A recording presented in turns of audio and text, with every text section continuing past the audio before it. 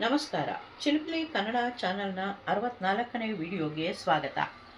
ಈ ಚಾನೆಲ್ನಲ್ಲಿ ಬರುವ ವಿಡಿಯೋಗಳು ಶಾಲೆಯ ಮಕ್ಕಳಿಗೆ ಮತ್ತು ಶಿಕ್ಷಕರಿಗೆ ತುಂಬ ಉಪಯುಕ್ತವಾಗಿದೆ.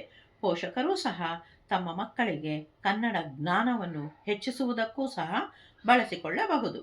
ದಯವಿಟ್ಟು ಎಲ್ಲ ವಿಡಿಯೋಗಳನ್ನು ನೋಡಿ ಸಬ್ಸ್ಕ್ರೈಬ್ ಮಾಡುವ ಮೂಲಕ ಪ್ರೋತ್ಸಾಹಿಸಿ. ಗಾದೆಗಳು ವೇದಗಳಿಗೆ ಸಮಾನ ಮತ್ತು ಗಾದೆಗಳು ಹಿರಿಯರ ಅನುಭವಗಳ ನುಡಿಮುತ್ತುಗಳು. ಕನ್ನಡ ಭಾಷೆಯಲ್ಲಿ ಗಾದೆಗಳ ಅಪಾರ ಭಂಡಾರವಿದೆ.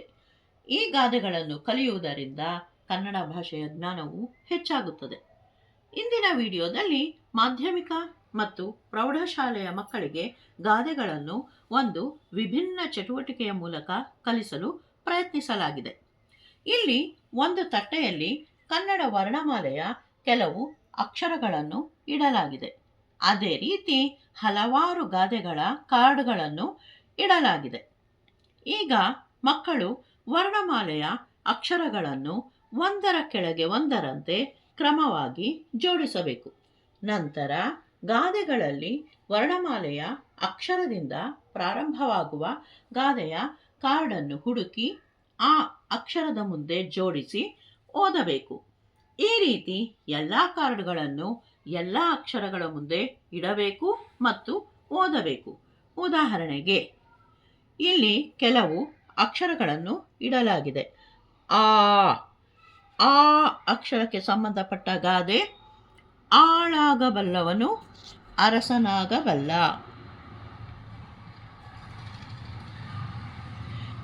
ಈ ಕಾರ್ಡನ್ನು ಆ ಅಕ್ಷರದ ಮುಂದೆ ಜೋಡಿಸಬೇಕು ಮತ್ತು ಓದಬೇಕು. ಇದೇ ರೀತಿ ಎಲ್ಲ ಗಾದೆಗಳ ಕಾರ್ಡ್ಗಳನ್ನು ಅಕ್ಷರಗಳ ಮುಂದೆ ಇಡಬೇಕು, ಜೋಡಿಸಬೇಕು.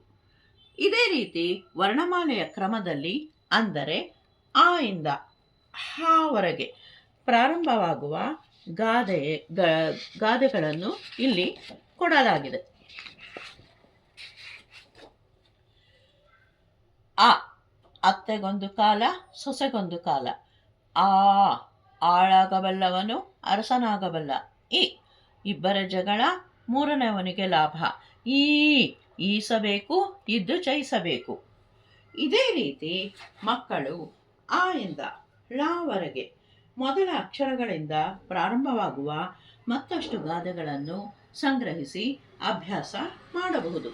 ಈ ರೀತಿಯ ಚಟುವಟಿಕೆಗಳಿಂದ ಮಕ್ಕಳು ಗಾದೆಗಳನ್ನು ಕಲಿಯುವ ಅಭಿರುಚಿಯನ್ನು ಬೆಳೆಸಿಕೊಳ್ಳುತ್ತಾರೆ ಹಾಗೂ ಗಾದೆಗಳನ್ನು ಜ್ಞಾಪಕದಲ್ಲಿಟ್ಟುಕೊಳ್ಳಲು ಸಹಾಯಕವಾಗುತ್ತದೆ.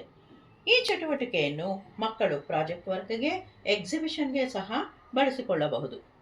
ವಂದನೆಗಳು.